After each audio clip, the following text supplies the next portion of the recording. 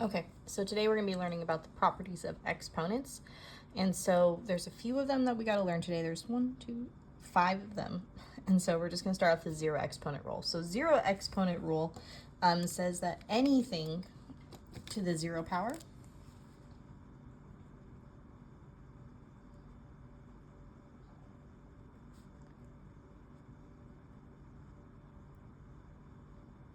is just 1. So some of you will think, oh, it's got to be 0. It's not actually. It's going to be just 1.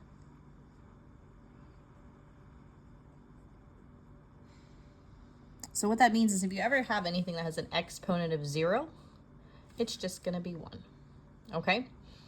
So here we're just going to simplify. So 5 to the 0, well, 5 is raised to the 0 power, which means it must be 1. In this case, x cubed and then y to the 0, the y is the only part that's to the 0 power. So this is just x cubed times 1, which is x cubed. For me personally, I actually, if I see it to the 0 power, I just like to cross it out because it doesn't matter anymore. It's just 1. Now, this guy for C, we have x to the 5th, y to the 6th times x squared y cubed. So this looks like following PEMDAS, we'd have to simplify it first. But because I noticed that the whole thing is to the 0 power, this is just 1. Okay, so pretty easy. It makes it a pretty cool trick, but it makes your math a lot easier too if you can recognize what that 0 power does. Now, negative exponents are different. Negative exponents flip things. So negative exponents, whenever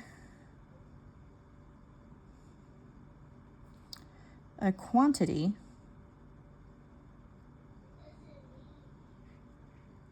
is raised to a negative power or exponent,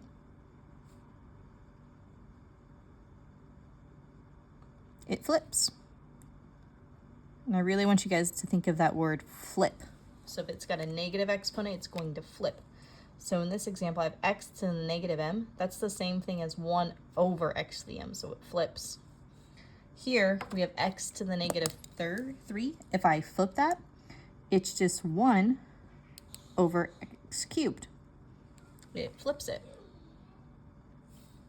1 over x to the negative 4th is going to have the opposite effect. So instead of it flipping it to 1 over x to the 4th, it's actually the same thing as just x to the 4th. And I could write it as x to the 4th over 1, but it's just x to the 4th. Okay, so it takes it out of the denominator, flips it to the numerator.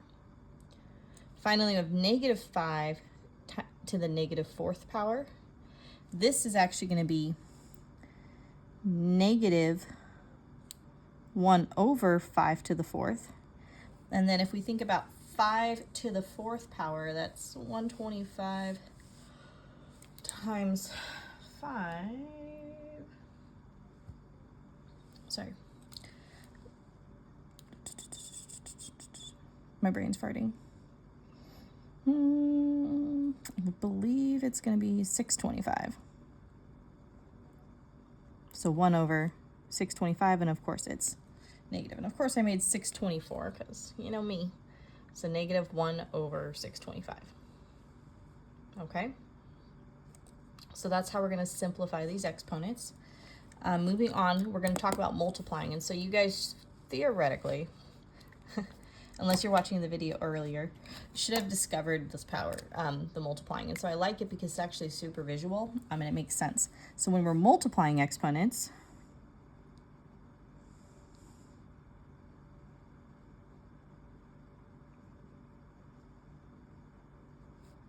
you are actually just going to add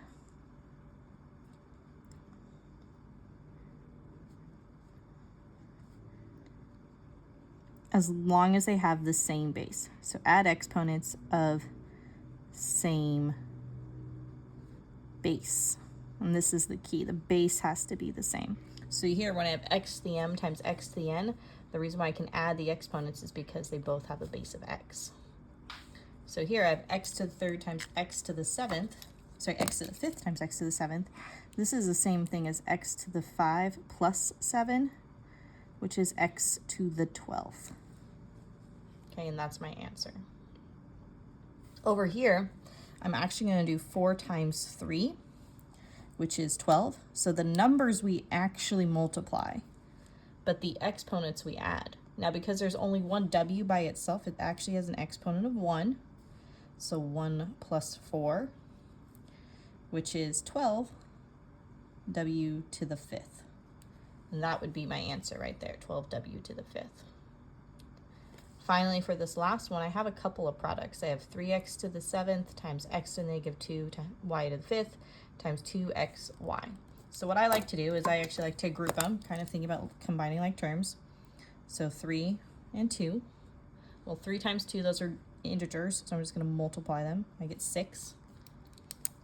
And then I have x to the 7th, x negative 2x minus 2 plus 1. Now the reason why I did that is because I'm still adding the exponents. So 7 minus 2 plus 1. I know that the negative 2 flips it, but for the sake of just multiplying means we add exponents, I'm just going to add the exponents. And here I'm adding a negative. And then finally for the y's, I got y to the 5th y. So y to the 5 plus 1. When I simplify all of those exponents, I'm going to have 6. X to the 7 minus 2 is 5 plus 1 is 6. And then 5 plus 1 is 6. So 6, x to the 6th, y to the 6th. Okay. Moving on, we got dividing. So dividing is the opposite of multiplying, right? So when we multiplied, we added. When we divide, we're going to subtract. So when dividing,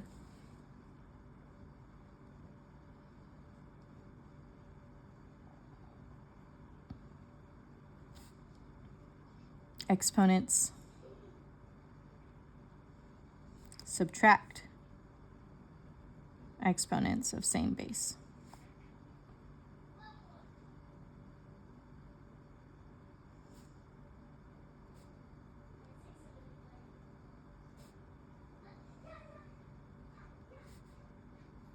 So similar to up here, base must be the same. And that's what we can see here. X is the same, the numerator and the denominator, so I can subtract them to make it the product. So easy example, x over 8 to the 4th. Sorry, x to the 8th over x to the 4th is the same thing as x to the 8 minus 4, which is just x to the 4th. Okay. This one's a little bit more complicated. So what I need to do is kind of like how we did this one, break it up into parts. So I'm going to have 12 divided by 3. That's going to be 4. So just like up here, I just multiplied them. Here, I'm just going to divide them. So this is going to give me 4. And then here, I have, it's supposed to be pink, x to the 1. And I have an exponent on the top is 1, so 1 minus 5, y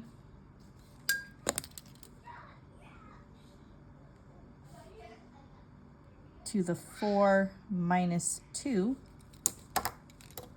and then finally z squared minus 1. So top minus bottom, top minus bottom, top minus bottom. And then I just divided the numbers here. So when I simplify that, I'm going to have 4.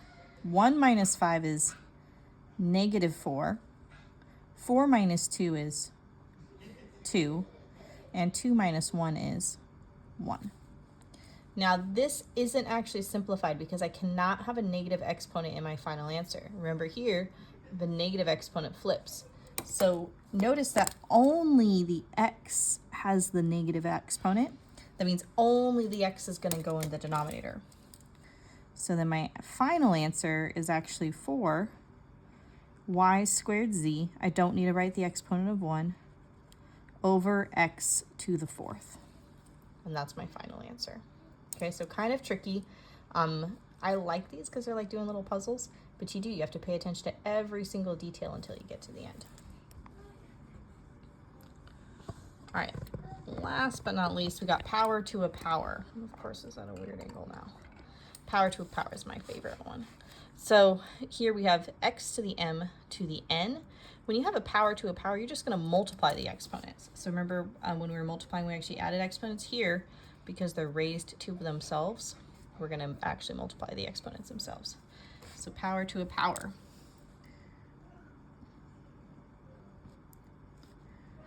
When a quantity is raised to a power,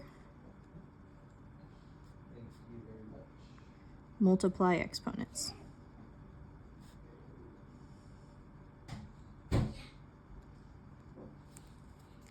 So here, what we're going to do is what I'm going to do first is I'm going to show you, it's kind of like a mega distributive property. So for this one, it's going to become 3 to the third, because I have to distribute it there, x to the 3 times 3, y to the 2 times 3, and z to the 4 times 3. So notice that I applied the exponent to everywhere. The reason why the 3 became 3 to the 3 is because 3 technically has a little exponent of 1. And 1 times 3 is 3. Okay, so then now that I apply the exponent, 3 cubed is 27. 3 times 3 times 3.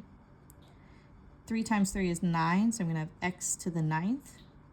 2 times 3 is 6, y to the 6th, and 4 times 3 is 12. Okay. On this one, it's all raised to the negative 4 power. So I'm going to do the same thing, but I'm going to distribute the negative 4 to everything. Or negative 4 exponents is 2 to the negative 4, x to the negative 2 times negative 4, y to the 3 times negative 4, and z to the negative 4. Z to the negative 4 is the same as 2 to the negative 4 in this case, because they both have an exponent of 1. So now thinking about simplifying, I'm actually going to just go through with the multiplication first. 2 to the negative 4 is the same thing as, sorry, 2 to the negative 4 is 2 to the 4th power, which is 16. So it's 1 over 16 because of that negative exponent. And this is x to the 8th because the two negatives multiplied become positive. 3 times negative 4 is negative 12. And z to the negative 4th is just z to the negative 4. Now the reason why I left it like this in the negative exponents is because the negative exponents here tells me what needs to be in the denominator. I already know 16 is going to be in the denominator because of the 1 to the 16th, 1 over 16. Okay, but this just means that the x to the 8th is the only thing that's in the numerator. So my final answer, I'm actually going to write it over here since I need to write it as a fraction. My final answer is going to be x to the 8th in the numerator. And then in the denominator, I'm going to have 16, y to the 12th, and z to the 4th. I didn't put the 1 up here, and the reason why I didn't do that is because it's technically already there. Remember, x by itself is 1x, and so I don't need to write the 1 there because 1 times x to the 8th is just x to the 8th. And that is our properties of exponents.